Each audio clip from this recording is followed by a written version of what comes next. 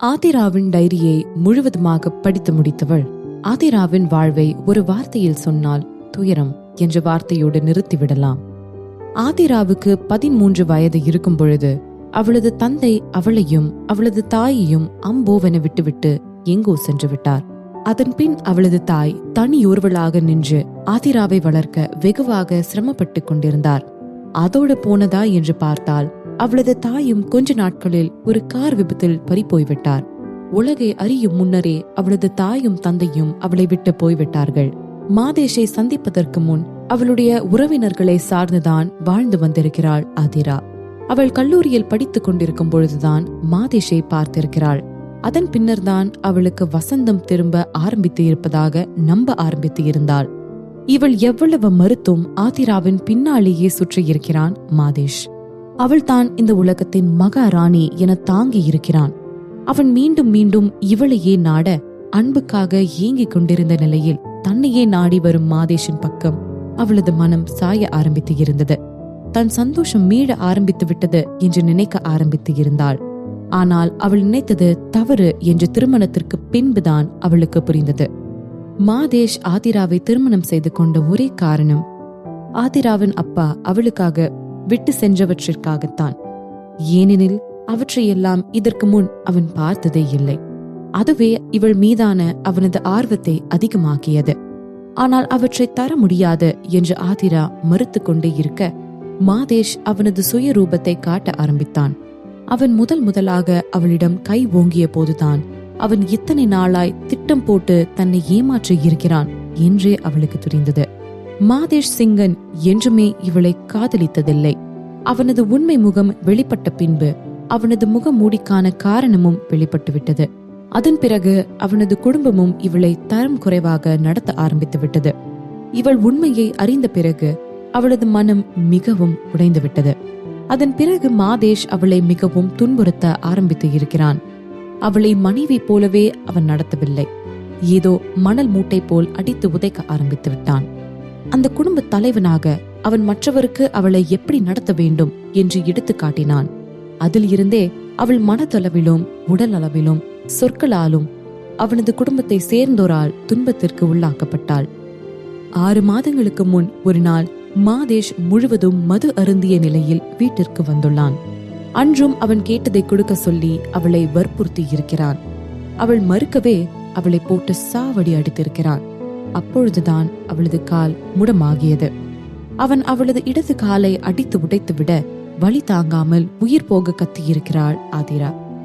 ஆனால் அவனோ இவளது வேதனையை பார்த்து சந்தோஷப்பட்டிருக்கிறான். அவளது காலில் ஏற்பட்ட காயம் காலப்போக்கில் குணமாகிவிட்டாலும் அவளது கால் முடமாகிவிட்டது. அப்பொழுதுதான் அவளுள் தற்கொலை எண்ணங்கள் உதயமாகியிருந்தன. அவளுக்கு இனி எந்த எதிர்காலமும் இல்லை என்று நினைத்தாள். காரணம், அவள் மாதேஷிடம் விவாகரத்து கேட்டும் அவன் தான் கேட்டதை கொடுத்தால்தான் விவாகரத்து தருவேன் என்று உறுதியாக நின்றுவிட்டான். அவளால் உயிரே போனாலும் அவன் கேட்டதை மட்டும் தர முடியாது. அதனால் இத்தனை துயரங்களுக்கும் பின்னால் இருந்து என்ன ஆகப் போகிறது என்று நினைத்து கைகளில் நிரப்பிய தூக்க மாத்திரையை விழுங்கிவிட்டாள். ஆனால் அதிலும் அவள் தோல்விதான் அடைந்தாள்.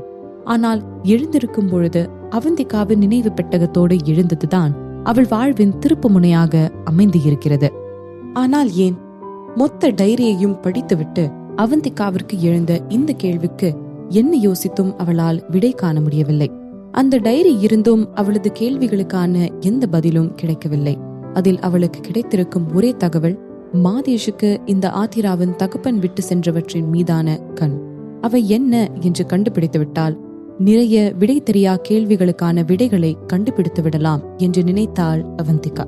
மீண்டும் அந்த அறை முழுவதையும் தேட ஆரம்பித்தாள் அவந்திகா. அந்த அறையில் இருந்த ஆதிராவின் கணினியை கூட முழுக்க ஆராய்ந்து விட்டாள்.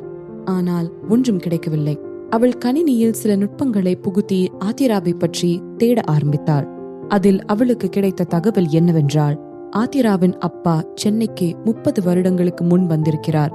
அதன் பிறகு சில வருடங்கள் ஆதிராவின் அம்மா பின்னாடியே சுற்றி அவரை மனம் முடித்து விட்டார். 18 வருடங்களுக்கு பிறகு யாருக்கும் தெரியாமல் இங்கோ மறைந்து போய்விட்டார். இந்த தகவல்களை பார்த்த அவந்திகாவிற்கு உலகமே நடுங்கியது போல் இருந்தது. ஆதிராவின் தந்தையின் கால அளவுகள் அவந்திகாவின் தாயின் கால அளவுகோலோடு பொருந்தி போயின. ஏனென்றால் அவந்திகாவின் தாயும் 30 வருடங்களுக்கு முன் தான் சென்னைக்கு வந்தார். அதோடு 12 வருடங்களுக்கு முன் காணாமல் போய்விட்டார். இதே தகவலை வேறு எங்கோ கேள்விப்பட்டிருக்கிறோமே. மூளையை கசக்கி யோசித்தாள் அவந்திகா. ஆம், சௌடம்பிகா. சௌடம்பிகாவின் தந்தையும் 30 வருடங்களுக்கு முன் தான் சென்னைக்கு வந்திருந்தார். 12 வருடங்களுக்கு முன் காணாமல் போயிருக்கிறார். அப்படி என்றால் நிச்சயம் ஸ்டீஃபனின் பெற்றோர் அவர்களும் இதே ஒற்றுமைகளோடு தான் இருப்பனரா? விரைவாக ஸ்டீஃபனின் பெற்றோரை பற்றி தேட ஆரம்பித்தாள் அவந்திகா. ஆனால் அவர்களை பற்றி அவளுக்கு எந்த தகவலும் கிடைக்கவில்லை. அவையெல்லாம் இணையதளத்தில் இருந்து நீக்கப்பட்டு இருந்தது. இது ஸ்டீஃபனின் வேலையாக இருக்குமோ? ஆனால் இப்பொழுது ஆதிராவும் அவர்களுள் ஒருத்தி என்று தெரிய வந்தாகிவிட்டது. அப்படி என்றால் தாங்கள் எல்லோருக்கும் அந்த ப்ராஜெக்ட் கேலக்சிக்கும் ஏதாவது தொடர்பு இருக்குமா? அப்படி இருக்குமானால் இந்த ப்ராஜெக்ட் கேலக்சிக்கும் அவந்திகா இப்பொழுது ஆதிராவின் உடலில் இருப்பதற்கும் என்ன தொடர்பு இருக்கக்கூடும்? அவளுக்கு ஒன்றும் புரியவில்லை. அவந்திகா ஸ்டீஃபனை தொடர்பு கொள்ள முயற்சித்தாள். ஆனால் என்ன செய்தும் எவ்வகையிலும் அவனை தொடர்பு கொள்ள முடியவில்லை. இவன் எங்கேதான் போய் தொலைஞ்சான்? சரி, சௌடம்பிகாவை பார்க்கலாம் என்று நினைத்தாள். இல்லை, அவளை பார்ப்பதும் வீண் வேலைதான். அவளுக்கு இவற்றை பற்றியெல்லாம் ஒன்றும் தெரியாது. அப்படியே தெரிந்திருந்தாலும் என்னிடம் அதை சொல்ல மாட்டாள் என்று அவந்திகா உறுதியாக நினைத்தாள். அதனால் இவற்றிற்கு ஒரே வழி ஆதிராவின் தந்தை எங்கு சென்றார் என்று கண்டுபிடிப்பது மட்டும்தான். இவள் நினைப்பது மட்டும் சரி என்றால் இவளது தாயும் ஆதிராவின் தந்தை சென்ற இடத்திற்கு தான் சென்றிருப்பார். ஆனால் அவர்களை எங்கு இருந்து தேட ஆரம்பிப்பது? அவந்திகா தீவிரமான யோசனையில் ஆழ்ந்திருக்க அவளது அறையின் கதவு படாரென திறக்கப்பட்டது. மாதேஷ் கையில் தட்டுடன் உள்ளே வந்தான். அதில் இட்லிகள் இருந்தன. அவந்திகாவை பார்த்து மைய புன்னகைத்தான். இந்த மனிதன் தான் முன்னர் பார்த்தவன் என்று அவந்திகாவிற்கே சந்தேகம் எழுந்தது. அப்படி அவன் கண்களில் அக்கறையும் பாசமும் வழிந்தோடியது. ஆதிரா, ஏண்டி டின்னருக்கு கீழே வரவே இல்ல?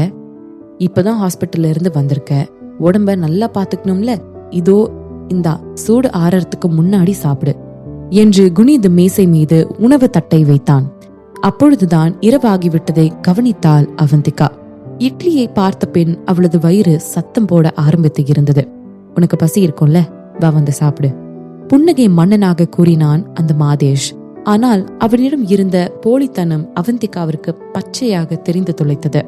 அவன் என்ன இப்படி இருக்கிறான்? கொஞ்ச நேரத்திற்கு முன்தான் அப்படி நடந்து கொண்டான். இப்பொழுது வந்து பாசமழையை பொழிகிறான். அந்த ஆதிரா இவற்றையெல்லாம் நம்பும் அளவுக்கு முட்டாளா என்ன? ஏண்டி சாப்பிட மாட்ற? இன்னும் என் மேல கோமா இருக்கியா? குழைந்து பேசினான் மாதேஷ். சிறிது நேரத்திலேயே அவனது பொறுமை மீறி கோபம் துளிர்க்க ஆரம்பித்தது. என்ன உனக்கு காது கேட்கலையா? உன்னை சாப்பிட சொன்னேன். எரிந்து விழுந்தான். வெளியே போ, அவனை முறைத்தவாறே கூறினாள். நீ இந்த ரூம்ல இருந்து போயிட்டா நான் சாப்பிடுறேன். உன் மூஞ்சி பார்த்தாலாம் எனக்கு பசியே பறந்து போயிடும், கடுமையாக சொன்னாள் அவந்திகா.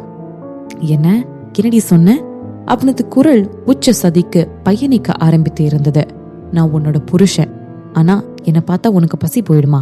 விட்டால் அவந்திகாவை எரித்து விடுவான் போல. உனக்கு தேவையானது வேணும்னா முதல்ல இங்க இருந்து வெளியே போ, வெடித்தாள் அவந்திகா. அவளின் இந்த முகத்தை பார்த்தவனுக்கு அதிர்ச்சியாக இருந்தது. அவன் கண்களை சுருக்கி அவளை அவதானிக்க முயன்றான். இவள் அவனது மனைவி போல் இல்லை, வேறாக தெரிந்தாள். அவன் இருக்கும் பொழுது அவளது கண்களில் தென்படும் பயம் எங்கே போனது என்று தேடினான். ஆனால் இந்த முறை அவளை பொறுமையாக கையாள வேண்டும் என்று நினைத்தான். முன்னரே ஒரு தடவை தற்கொலை செய்ய துணிந்தவள் மீண்டும் செய்ய துணிய மாட்டாள் என்று என்ன நிச்சயம்? அப்படி மட்டும் அவள் செய்து விட்டாள், அந்த பொருள் அவனுக்கு இனி கிடைக்கவே கிடைக்காது. தனது முகத்தில் அவசரமாக ஒரு சிரிப்பை கொண்டு வந்தான். சரி, நான் வெளியே போறதுதான் உனக்கு நிம்மதி கொடுக்கும்னா நான் போயிடுறேன். நீ எப்போ எனக்கு தேவையானது கொடுப்ப? சாப்பிட்டு முடிச்சோன்னே தெரியா?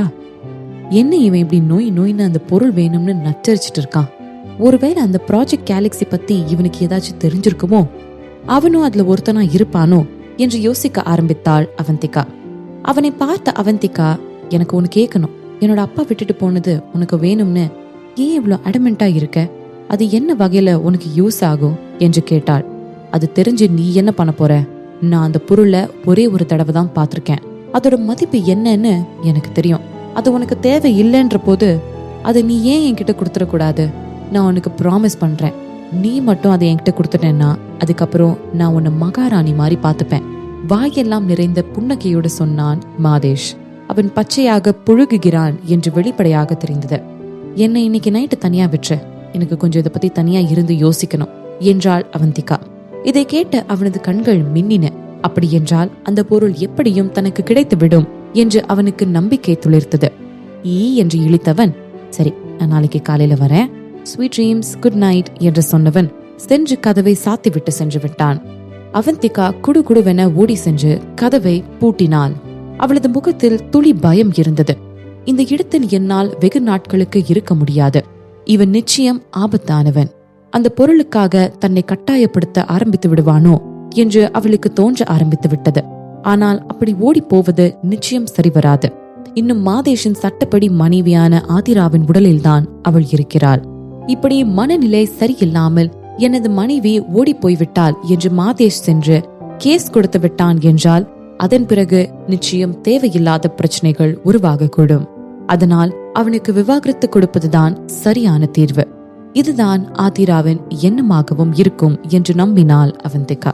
அதற்குத்தான் அவளுக்கு உதவி செய்யலாம் என்று முடிவெடுத்தாள் அவந்திகா.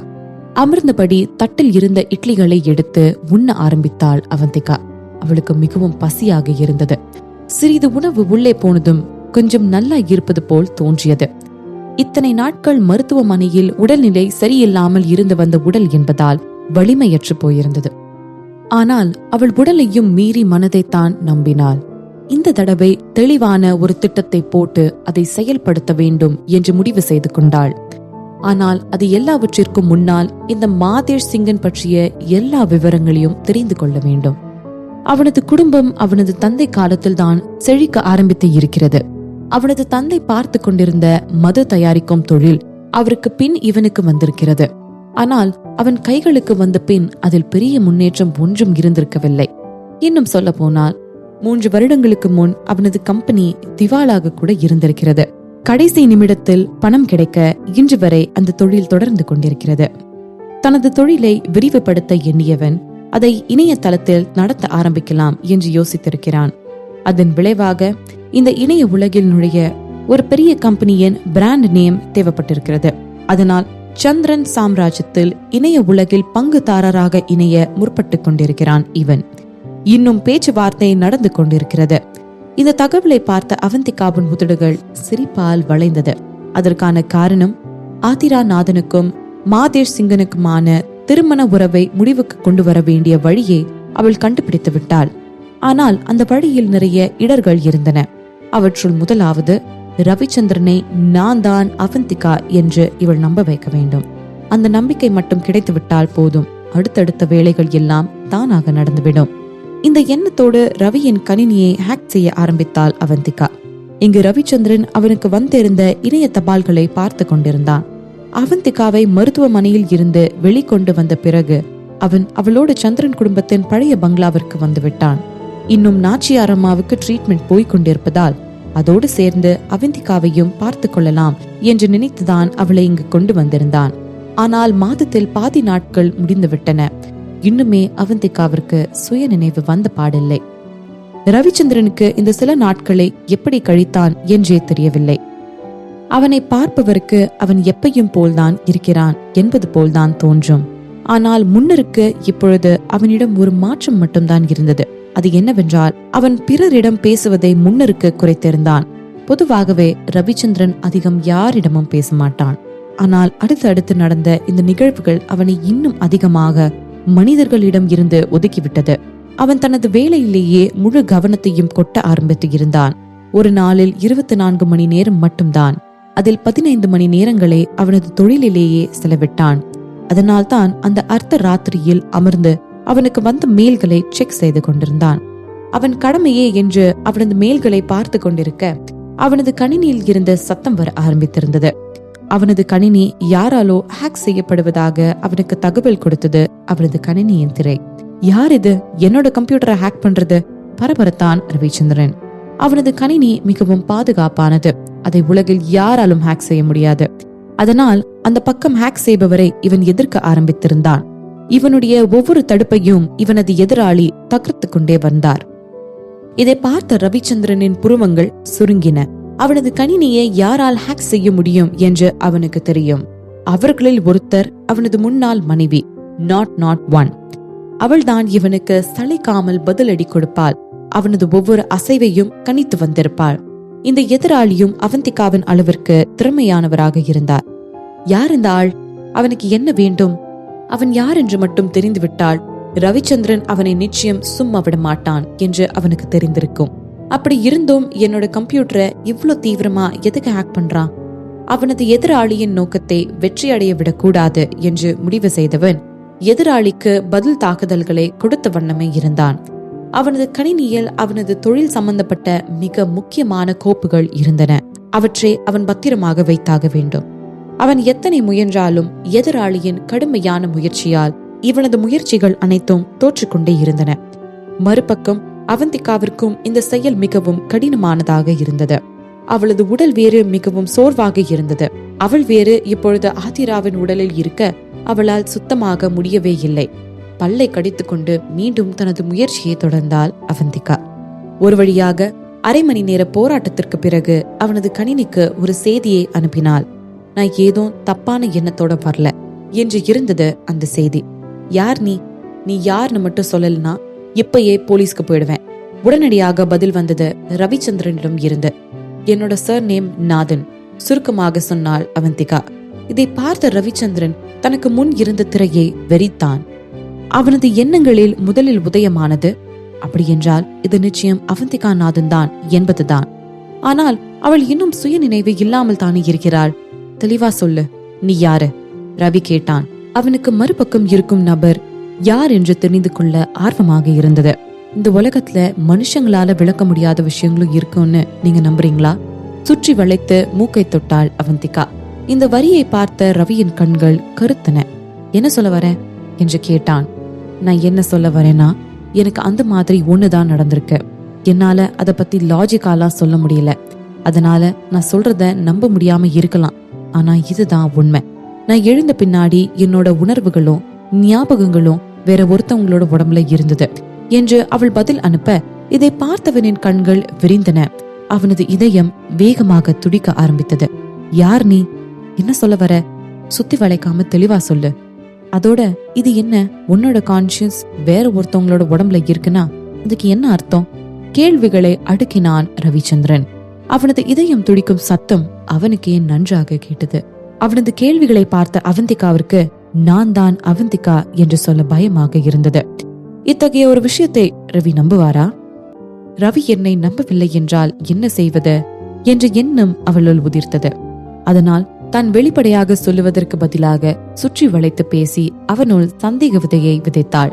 ரவி, நான் இப்போ ஒரு மனித உடல்ல இருக்கேன்ல, அவ பேரு ஆதிராநாதன், சிங்கன் குடும்பத்தோட மருமகள் என்று ரவிக்கு பதில் அனுப்பினாள். இதை திரையில் பார்த்த ரவியின் புருவங்கள் மீண்டும் சுருங்கின. அவன் தனது அடுத்த கேள்வியை தொடக்க போக அவனது அலுவலக அறைக்குள் ஆர்ப்பாட்டமாக நுழைந்தாள் அவனது வீட்டில் வேலை செய்யும் பணிப்பெண். யங் மாஸ்டர், மிஸ் நாதன் எழுந்துட்டாங்க என்று கத்தினாள். இதை கேட்ட ரவி படக்கென்று தனது இருக்கையில் இருந்து எழுந்தான். அவனது இதயம் சந்தோஷத்தில் நிரம்பி வழிந்தது. உண்மையாவா? கண்கள் மின்ன கேட்டான். ஆமா, இப்போதான் எழுந்தாங்க என்று சொன்னாள் அப்பெண். அவந்திகாவிடம் ஓட அவன் மனம் ஏங்கினாலும் அவனது கணினியின் திரையை பார்த்தான். இறுதியாக முடிவை எடுத்தவாறு கணினியை அணைத்து விட்டான். அதன் பிறகு வினாடியும் தாமதிக்காமல் அவந்திகா இருந்த அறையை நோக்கி விரைந்தான். அங்கு மருத்துவர்களும் செவிலி பெண்களும் அவந்திகாவை சுற்றி நின்று கொண்டிருந்தார்கள். அவந்திகா என்று கூச்சலோடு உள்ளே நுழைந்தான். அவள் உண்மையிலுமே எழுந்து இருப்பதை பார்த்தவன் அவளது கட்டிலை நோக்கி நகர்ந்தான். ஒரு வழியா எழுந்துட்டியாடி? அவனது குரல் தழும்பியது. அவனை பார்த்து மென்மையாக சிரித்தவள், உங்களை கவலைப்பட வச்சதுக்கு சாரி என்றாள். அவளை தொட உயர்ந்த அவனது கைகள் அந்தரத்தில் நின்றுவிட்டன. அவனது கண்களில் தெரிந்த உணர்வை அங்கிருந்த யாருமே கவனிக்கவில்லை. மறுபக்கம் இங்கே அவந்திகா கணினியை விரித்தபடி அமர்ந்திருந்தாள். இப்போ ஏன் கம்ப்யூட்டரை ஷட் டவுன் பண்ணிட்டு போனாரு? நான் ஏதோ வளர்றேன்னு நினைச்சிட்டாரா? இது சரியான தலைவலியா இருக்கும் போலயே. அவரை நேரா போய் பார்த்தாதான் இதுக்கு ஒரு தீர்வு கிடைக்கும் போல. நாளைக்கு ரவிய நேரில் சென்று சந்திக்க வேண்டும் என்று நினைத்து கொண்டாள். ஒரு திட்டத்தோடு படுக்கைக்கு சென்று உறங்க போனாள் அவந்திகா. அவளால் ஆதிராவின் உடலில் இருந்து கொண்டு உறங்கவே முடியவில்லை. காலையில் எழுந்து காலை வேலைகளை முடித்துவிட்டு வந்தவள் வெளியே போக தயாரானாள். அப்பொழுதுதான் அவளுக்கு புரிந்தது அவளது அறை வெளியில் இருந்து பூட்டப்பட்டிருக்கிறது என்று. கதவை தட்டியபடி கத்த ஆரம்பித்தாள் அவந்திகா. குரலை கேட்டு அங்கே வந்த அங்காலும், தட்டுறதை நிறுத்துங்க, மேடமோட தூக்கம் கெடும் என்று கத்தினாள் வெளியில் இருந்தவாறே. இப்போயே இது திறந்து விடு, கோபமாக கத்தினாள் அவந்திகா. சாரி யங் மிஸ்ட்ரஸ், என்னால திறக்க முடியாது. யங் மாஸ்டரே வந்து திறந்தாதான், வேற யாரும் இந்த கதவை திறக்க கூடாது. இது யங் மாஸ்டரோட ஆர்டர், அதனால அமைதியா உள்ள வெயிட் பண்ணுங்க. எரிந்து விழுந்தாள் அந்த அங்காளம். இவன் எதுக்கு என்ன உள்ள அடைச்சு வச்சிருக்கான்? உன்னை அந்த பொருளை கேட்டு டார்ச்சர் பண்ணதான் அவளது மனது சொன்னது. அதான் ஒரு வாரம் டைம் கொடுக்கறேன்னு ஒத்துக்கிட்டான்ல, அப்புறமும் என்னவா? இன்னைக்கே அந்த பொருள் வேணுமா? முன்னரே ஒரு முறை அவன் கேட்டு இவள் அந்த பொருளை இப்பொழுது கொடுக்க முடியாது என்று மறுத்து விட்டாள். இப்பொழுது மறுபடியும் மறுத்தால் அவன் நிச்சயம் இவளை சும்மா விட மாட்டான். உடல் பலத்தில் நிச்சயம் அவளால் அவனோடு சரிசமமாக முடியாது. ஆனால் அவளது எதிரிகளுக்கான பதிலடியை கொடுக்காமல் விட்டுவிட்டால் அவள் அவந்திகாவே இல்லையே. ஒரு வில்லன் சிரிப்பை உதிர்த்தவள் திரும்பி சென்று கணினி இருந்த அறைக்குள் சென்றாள். இந்த விளையாட்டை ஆரம்பித்தது அந்த மாதேஷ் சிங்கன் தான். நான் ஏன் அவனை பொறுத்து கொள்ள வேண்டும்? ஆதிரா வெடி உலகை தொடர்பு கொள்ளக்கூடாது என்ற எண்ணத்தோடு அவளது அறையில் இருந்த இணைய வசதியை நிறுத்தி வைத்திருந்தார்கள். ஆனால் அது அவந்திகாவிடம் செல்லுபடியாகுமா? அவளிடம் வேறு கணினியை கொடுத்தால் போதுமே, அவள் உலகையே ஆட்டி படைத்து விடுவாள். அவளது விரல்கள் கீபோர்டில் ஊற ஆரம்பித்த சில நிமிடங்களில் சிங்கன் தொழில் மையத்தின் டேட்டாபேஸை ஹேக் செய்து விட்டாள்.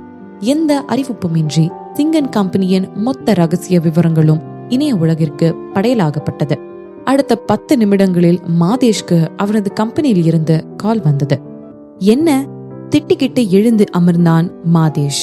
அவன் அருகில் படுத்திருந்த அந்த பெண் அவனது வெற்றுடலில் கை போட்டவாறு, ஹனி, இவ்ளோ காலையில யாரு என்று சினுங்கினாள். அவளை கண்டு கொள்ளாதவனின் முகம் பயத்தில் வெளுத்து போய்விட்டது. மாதேஷ், என்னாச்சு உங்களுக்கு? வாட்ஸ் ராங் என்று கேட்டாள். எல்லாமே ராங் தான் என்று கத்தியபடி படுக்கையை விட்டு எழுந்தவனுக்கு கை கால் எல்லாம் உதறிக்கொண்டு இருந்தது. என்ன சொல்றீங்க? என்கிட்ட சொல்லுங்க, என்னால முடிஞ்சா உங்களுக்கு ஏதாச்சும் ஹெல்ப் பண்ண என்று அவள் முடிக்கும் முன்பே கெட் லாஸ்ட் என்று கத்தினான் மாதேஷ். சிறிது நேரத்திலேயே அறையும் குறையுமாக தயாராகி ஓடினான் காருக்கு. அவன் அழுத்திய அழுத்தில் கார் பறந்தது. தனது அறையின் ஜன்னலில் இருந்து இதை பார்த்து கொண்டிருந்த அவந்திகாவின் முகத்தில் அரும்பிய புன்னகை இருந்தது. நிச்சயம் இனி சிறிது நேரத்திற்கு மாதேஷ் மிகவும் பிஸியாக இருப்பான். ஒரு கம்பெனியின் ரகசிய விவரங்களை இணையதளத்தில் வெளியிடுவது அத்தனை சாதாரணமான விஷயம் இல்லை. அது அந்த கம்பெனியை திவாலாக்கும் நிலைமைக்கு கூட கொண்டு போய் விட்டுவிடும். அவந்திகாவிற்கு இதை நினைக்க குற்ற உணர்ச்சி தோன்றியது. அவள் அருணுக்கு சத்தியம் செய்து கொடுத்திருந்தாள். நிச்சயம் எனது திறமையை சட்டப்புறம்பான செயல்களுக்கு பயன்படுத்த மாட்டேன் என்று சத்தியம் செய்து கொடுத்திருந்தேன். இன்று அதை மீறுவதாக போய்விட்டது. ஆனால் எனக்கு வேறு வழி தெரியவில்லை என்று புழுங்கிக் கொண்டாள் அவந்திகா. அதோடு இவனிடம் எல்லாம் இரக்கம் பார்க்க வேண்டும் என்று அவந்திகாவிற்கு எந்த காரணமும் இருக்கவில்லை. மாதேஷ் வீட்டில் இருந்து சென்ற பிறகும் அந்த அங்காளும் அவந்திகாவின் அறையை திறந்துவிட மறுத்துவிட்டாள். இறுதியாக மானசிதான் வந்து அவந்திகாவின் கதவை வந்து திறந்தாள். அவந்திகாவை தெனாவெட்டாக பார்த்தவள், ஆதிரா, போய் வேலையை ஸ்டார்ட் பண்ணு. எங்க சிங்கன் குடும்பம் நீ சும்மா உட்காந்துட்டு இருக்கிறதுக்கெல்லாம் உனக்கு சோறு போட்டு இருக்க முடியாது. உனக்கு சாப்பாடு வேணும்னா போய் சமையல் பண்ணு. அதோட சமையலை 11 மணிக்குள்ள பண்ணி முடிக்கணும். இல்லனா இன்னைக்கு முழுக்க நீ பட்னி தான். மிரட்டி விட்டு சென்று விட்டாள் அந்த மானசி. அவள் சென்றதும் அவந்திகாவின் அறைக்குள் நுழைந்து அங்காலும் அவளிடம் ஒரு 10 வகையான உணவுகளை சொல்லி அவற்றையெல்லாம் தான் அவந்திகா சமைக்க வேண்டும் என்று ஆணையிட்டாள். இப்பொழுது மணி 8 ஆகியிருந்தது. இன்னும் 3 மணி நேரத்தில் முடிக்கக்கூடிய பதார்த்தங்கள் இல்லை அவள் பட்டியலிட்டவை. வேண்டுமென்றே தான் இப்படி செய்கிறார்கள் என்று அவந்திகாவிற்கு புரிந்தது. ஆனால் அவர்களின் திட்டங்களுக்கு எல்லாம் வளைந்து போகக்கூடியவள் அல்ல அவந்திகா. அங்காளத்தை கடந்துவிட்டு வாயிலை நோக்கி நடந்தாள் அவந்திகா. யங் மிஸ்ட்ரஸ், எங்க போறீங்க? நீங்க இப்ப சமைக்க போகணும். அவந்திகாவை நோக்கி கத்தியபடியே சென்றாள் அங்காளம். நான் சமையலுக்கு தேவையான பொருட்கள் தான் வாங்க போறேன் என்றாள் அவந்திகா. தேவையான பொருள் எல்லாமே கிச்சன்லயே இருக்கு, போங்க போய் சமைக்க ஆரம்பிங்க. 11 மணிக்குள்ள சாப்பாடு செஞ்சு முடிக்கணும். மிஞ்சிய திமிர் இருந்தது அவளின் குரலில். எனக்கு கொஞ்சம் பொருட்கள் வாங்கணும், ஏன்னா நான் இன்னைக்கு கொஞ்சம் ஸ்பெஷலா சமைக்கலான்னு இருக்கேன். கவலைப்படாத, இந்த மாதிரி ஒரு லஞ்ச் அவங்க வாழ்க்கையிலேயே சாப்பிட்டு இருக்க மாட்டாங்க என்றாள் அவந்திகா அங்காளத்தை உற்று நோக்கியபடி. இன்னும் என்ன இன்கிரீடியன்ட் வேணும்? எல்லாமே இருக்கு, வந்து சமைக்க ஆரம்பிங்க பட்டென்று சொன்னாள் அங்காளம். அவளை கண்டு கொள்ளாத அவந்திகா மீண்டும் தன் வழியே நடக்க ஆரம்பித்தாள். ஆதிரா, எங்க போயிட்டு இருக்க? நான் உன்னை போய் வேலை பார்க்க சொன்னேன், மேலிருந்து கத்தினாள் மானசி. அவங்க ஏதோ இன்கிரீடியன்ட் வாங்க போறாங்களா மேடம். நானும் எவ்வளவோ சொல்லி பார்த்தேன், எல்லா தேவையான பொருளும் ஆல்ரெடி இருக்குன்னு.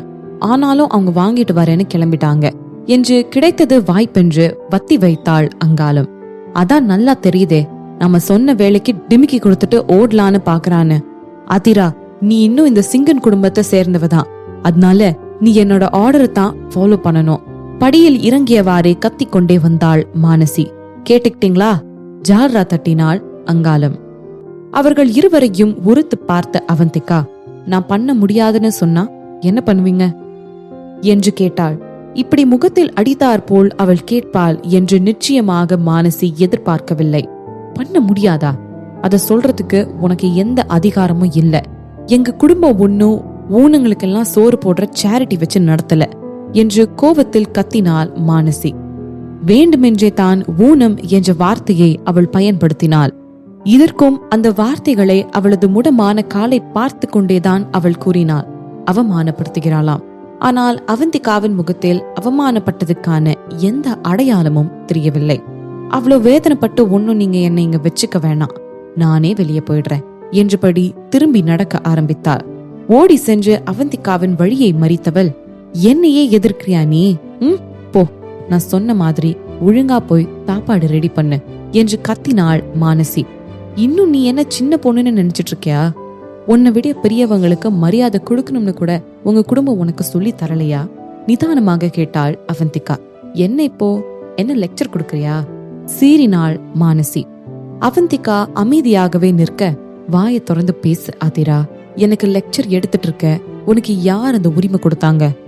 ஒன்னுக்கும் உதவாம இந்த வீட்டுல உக்காந்து தண்ட சோறு சாப்பிட்டு இருக்க, அதை ஞாபகம் வச்சுக்கோ. அவந்திகாவை பொசுக்கியபடி கேட்டாள் மானசி. ஆமா யங் மிஸ்ட்ரஸ், நீங்க உங்க எல்லையை மீறி போறீங்க. அங்காளம் வேறு பொத்து ஊதினாள். இதுவே எல்லையை மீறதா?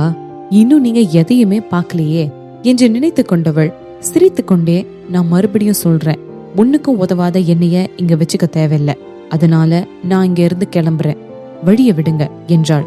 முடியாது, போய் மத்தியானத்துக்கு தேவையான சாப்பாட்டை பண்ணு. அது மட்டும் இல்ல, இன்னைக்கு வீட்டுல எல்லா வேலையும் நீதான் பண்ணும், இல்லனா நானே உனக்கு அதுக்கான தண்டனையை கொடுப்பேன் மானசி எச்சரித்தாள். அவளுக்கு ஆரம்பத்தில் இருந்தே ஆதிராவை சீண்டுவது மிகவும் பிடித்தமான ஒரு விஷயம். அது அவளது மன அழுத்தத்தை குறைப்பதாக இருந்த ஒரு விஷயமாக கருதுகிறவள். இப்பொழுது கொஞ்ச நாட்களாக அவள் வீட்டில் இல்லாமல் இருக்க மானசிக்கு பொழுதே போகவில்லையாம். நாம் எல்லோரின் உள்ளும் ஒரு மிருகம் உறங்கிக் கொண்டே தான் இருக்கின்றது. அநேக மனிதர்கள் அதை உறங்க விட்டு கொண்டேதான் இருக்கிறார்கள். இந்த மானசிக்கு அதை உறங்க வைக்க தெரியவில்லை போலும். ஒரு மனிதனின் பலவீனத்தை நாம் பயன்படுத்திக் கொள்ளலாம் என்ற எண்ணங்களோடு உள்ளே உறங்கிக் கொண்டிருக்கும் மிருகத்தை எழவிடாமல் தடுப்பதற்கு மனிதனுக்கு ஆழ்ந்த மன வலிமை வேண்டும். அந்த வலிமை இல்லா குழந்தையாய்தான் மானசியை பார்த்தாள் அவந்திகா. அவளை உறுத்து பார்த்த அவந்திகா, எனக்கு சமைக்க தெரியாது, நீ உன்னோட தண்டனையை கொடு என்றாள் அவந்திகா. இதை கேட்ட மானசி கோபத்தின் எல்லையை கடந்தாள். ஃபைன், நீயே வாங்கி கட்டிக்கணும்னு நினைக்கிற என்றபடி தனக்கு பக்கத்தில் இருந்த விளக்கமாறை எடுத்து அவந்திகாவை அடிக்க வந்தாள். அவள் கையை பிடித்து வளைத்த அவந்திகா மானசியின் கையில் இருந்த விளக்கமாறை பிடுங்கியவள் ஓங்கி அவளது கையில் அதை வைத்து அடித்தாள். மானசி வலியில் கத்த ஆரம்பித்தாள். அவளது சிவந்த கைகள் காயத்தால் கஞ்சி சிவக்க ஆரம்பித்து இருந்தது. அட கடவுளே, ஏதோ கொலையை பார்த்தது போல் கத்தினாள் அங்காளம். அதிரா, எவ்வளவு தைரியம் இருந்தா மேடம் அடிப்ப, உனக்கு என்ன பைத்தியம் பிடிச்சிருக்கா என்று கத்தினாள் அங்காளம். அவள் இத்தனை நாட்களாய் அவந்திகாவிற்கு கொடுத்து கொண்டிருந்த மரியாதையை கூட காற்றில் வேறு எங்கோ பறந்து போயிருந்தது. மறுபக்கம் மானசியும் அவந்திகாவின் இந்த செயலை பார்த்து அதிர்ச்சியில் விழி விரித்து இருந்தாள். அவள் இதை சற்றும் எதிர்பார்க்கவில்லை. அதிரா, உனக்கு எவ்வளவு தைரியம், என்னைய அடிச்சிட்டல்ல, பல்லை கடித்தாள் மானசி. என்ன சத்தம் இங்க என்றபடி மேலே இருந்து அவரது அறையில் இருந்து வெளிவந்தபடி கத்தினார் பரிமளா. அம்மா, இவன் அடிச்சுட்டாம்மா, பத்தி வைத்தாள் மானசி. அவளது கண்களில் இருந்து கண்ணீர் பெருக்கெடுக்க ஆரம்பித்து இருந்தது.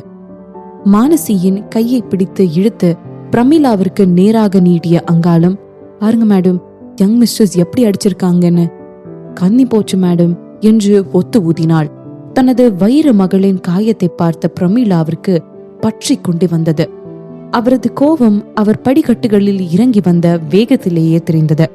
வந்தவர் அவந்திகாவை கண்களால் புசுக்கியபடி, ஆதிரா, என்ன இதெல்லாம்? எவ்வளவு தைரியம் இருந்தா என்னோட பொண்ணவே அடிச்சிருப்ப. அங்காலோ போ, இவளை கூட்டிட்டு போய் இவளோட தப்புக்கான பாடத்தை கத்துக்கொடு என்று ஆணையிட்டாள்.